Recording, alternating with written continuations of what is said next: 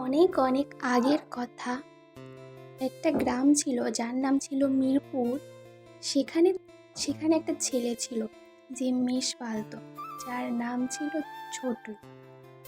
ছোটু সারা দিন পথে ঘাটে মাঠে বেরিয়ে তার মেষগুলোকে খাবার জোগাত, এবং গ্রামের লোক তাকে অনেক ভালোবাসতো, কারণ সে অল্প বয়সে অনেক মেষ পালিয়ে বড় করছে। সবাই তাকে ভালোবাসতো। ছোটু সারাদিন মেষ পালার পরে রাত্রেবেলা সেগুলোর সাথে গল্প করতো বসে। তারপর একদিন হঠাৎ করে একটা ভাল্লুক এবং একটা বাঘ তার মেষগুলোকে খেতে চলে আসে। ছোটু দেখে তো ভীষণ ভয় পেয়ে যায়, এবং সে তার মেষগুলোকে অনেক ভালোবাসত। তাই সে ভাল্লুক আর বাঘকে ওখান থেকে তাড়িয়ে দেয়। তারপরে মনের আনন্দে বাঁশি বাজাতে থাকে।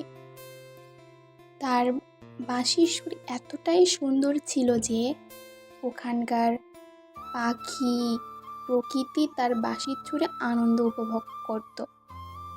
তার ছোটুর একটা দাদু ছিল।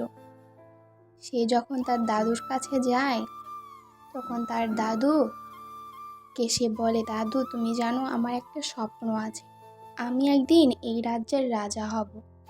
তখন তার দাদা তার মাথায় তেল দিয়ে বলে যে তোমার স্বপ্ন একদিন অবশ্যই পূরণ হবে, তুমি ভালো ভালো কাজ করো, দেখবে তোমার স্বপ্ন একদিন অবশ্যই পূরণ হবে।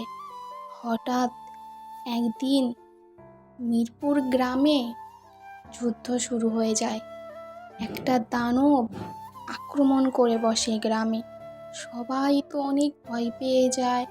সবাই ওই দানবকে প্রতিহত করার চেষ্টা করছিল, কিন্তু ওই দানবের এতই শক্তি ছিল যে 1000 জন সৈন্য তার কাছে পেরে উঠছিল না। সবাই হিমশিম খেয়ে যাচ্ছিল, আর ওই দেখে দানব হাসছিল। সব সৈনিক মিলে দানবকে আটকানোর চেষ্টা করে, কিন্তু পারে না। তার মধ্যে আমাদের ছোটু যায় দানবের কাছে রুটি নিয়ে, এবং তাকে বোঝানোর চেষ্টা করে যে দেখো, আমরা সবাই ভাই ভাই, ঝগড়া যুদ্ধ করে কোনো লাভ নেই, তুমি এখান থেকে চলে যাও, তুমি আমাদের এই শান্তিপূর্ণ গ্রাম থেকে চলে যাও, আমরা এখানে শান্তিতে বসবাস করি, তুমি আমাদের শান্তি নষ্ট করো না। কিন্তু ওটা কি আরও মানে? ও তো যেতে চায় না। তখন ছোটু যুদ্ধের পোশাক পরে আসে এবং ওই দানবকে ইচ্ছা মতো পিটায়। এত মারে, দানব তো অবাক হয়ে যায়, এই সামান্য একটা ছেলের গায়ে এত জোর কিভাবে আসে। শেষমেশ ওই দানব হেরে যায় এবং ওই গ্রাম থেকে চলে যেতে থাকে, এবং সবাই এটা দেখে অবাক হয়ে যায় যে ছোটু এটা কি করতে পারলো। তারপরে সবাই আনন্দ উপভোগ করতে শুরু করে, কারণ তাদের দানব এখান থেকে চলে গেছে। সবাই আনন্দ উপভোগ করতে থাকে।